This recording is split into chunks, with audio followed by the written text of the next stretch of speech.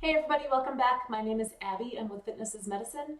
Today I'm going to give you another great workout you can do in your home. Remember to always come into these workouts warmed up and ready to go. So do 5 to 10 minutes of cardio activity of some sort. You can walk around your block, up and down your stairs a few times. I talk about this each time, but it's really important to take the time to do that.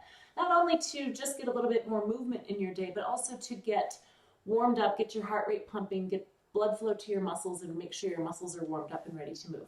Okay, so today we're going to start with a lat pull down. I've talked about this before, but if you can find somewhere in your house where you can loop it around a higher object, that's great. If not, you can buy these door hinges for your bands, and it's great because they have a little loop here you can loop your band through and then shut this part in the door so that you're not ruining your doors or ruining your bands. So it's a nice safe way to keep your equipment in working order and still utilize your home for things, which is a really great way to get a great workout in. So I've got my tubes set at a higher setting. I'm going to sit on the floor. If that's really difficult for you, you can loop your bands around and make them shorter. That also makes them a little bit stronger.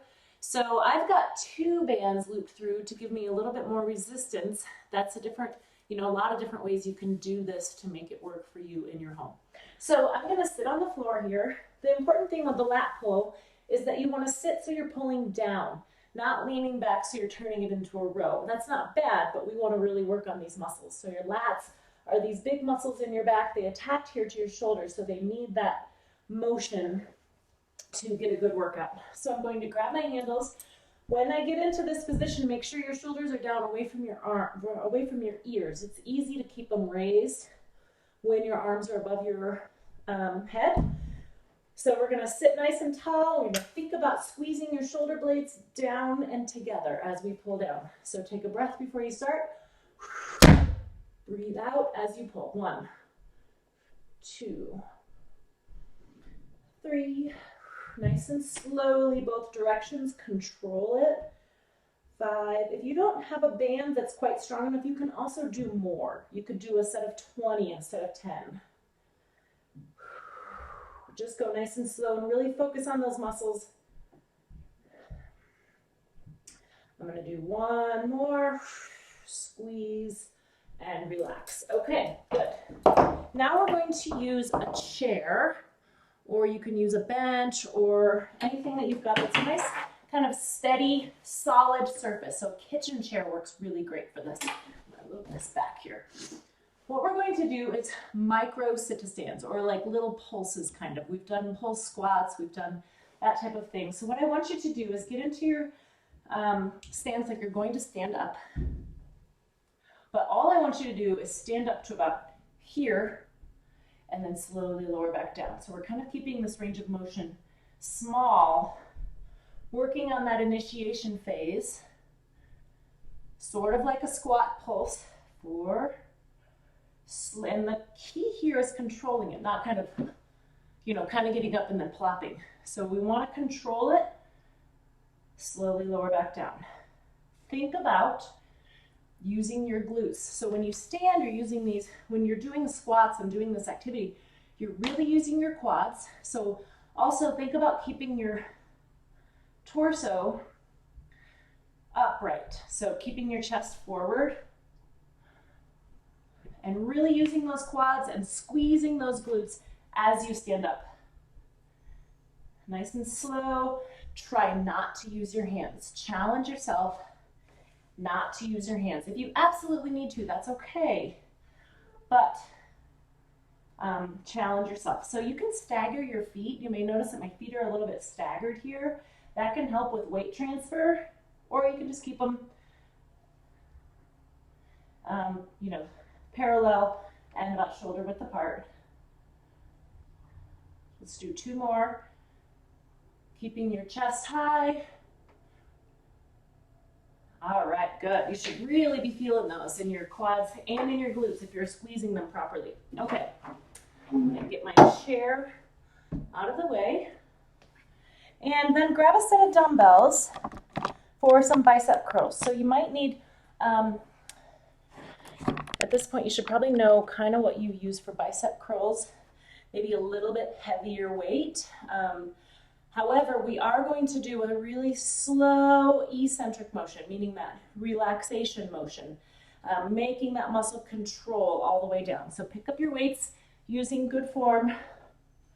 I'm going to have you stand either in a tandem stance or a little bit of a staggered stance.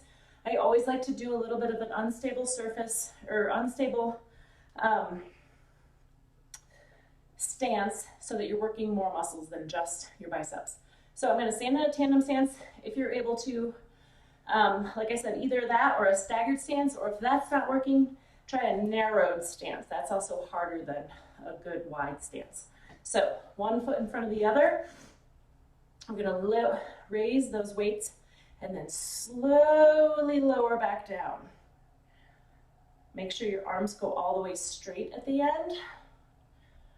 1, 2, 3, 4, 5. That's 2. So think like 1, 2, 1, 2, 3, 4, 5. This is 4, 2, 3, 4, 5. 5, 2, 1, 2, 3, 4, 5. Now you can hold your weights this way or you can hold them this way. It doesn't matter. If you have any pain either way, do it the other way. It does work your biceps heads just a little bit differently, but in the grand scheme of things, it really doesn't matter. 1, 2, 3, 4, 5. You can switch your feet about halfway through if you'd like, or you can do all one set and then the next time go to the other foot in front. 3, 4, 5. 3 more, I think. 2, 1, 2, 3, 4, 5. Breathing the whole way. 1 more. 1, 2, 1, 2, 3, 4, 5. Okay, great. Make sure when you set these down, you use good form, bending your knees. Next, we're going to lower to the ground. If you've got a ball, go ahead and grab it. If you don't, you can do bridges without it. We're going to do bridges with our feet on the ball. So I'm going to lower this down just a tad. Okay, so going on to the ground. If you don't have a ball, your bridge will look like this, like we've done in the past, and then you can just either hold it or hold it for about 5 seconds and then come down. So I'm going to put my feet up on top of the ball. Now, if you've never used a ball for bridges before, know that the closer you have it to your body, the easier this is going to be. So, closer on your knees so that when you come up here, your knees, the backs of your knees are on top of the ball. The further out you go, the more challenging it will be. So start with it a little bit closer and then you can always move it out. It's not that hard to adjust in between repetitions. So what we're going to do is hands beside your hips. Think about flattening your back to the floor. Lift up, squeezing your glutes. So 1, and we're going to hold it for about 5 seconds.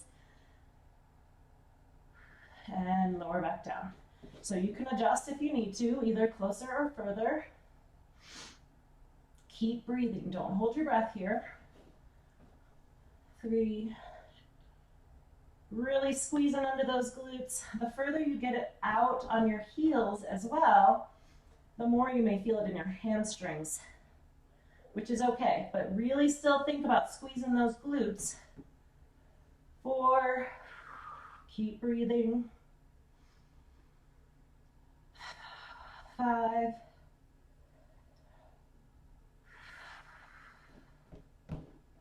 6.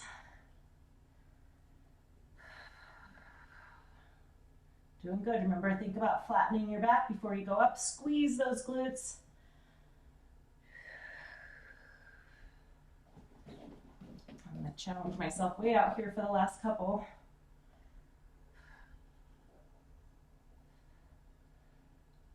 9, 2, 3, 4, 5, and 10. Squeeze those glutes, glutes, glutes, glutes. Okay, now if you need to, this is a good way to stretch out your glutes in between, or you can do one at a time. The other thing is you could stretch your hamstrings if they're feeling really tight after that exercise too. So this is an easy way to stretch out those hamstrings following that exercise.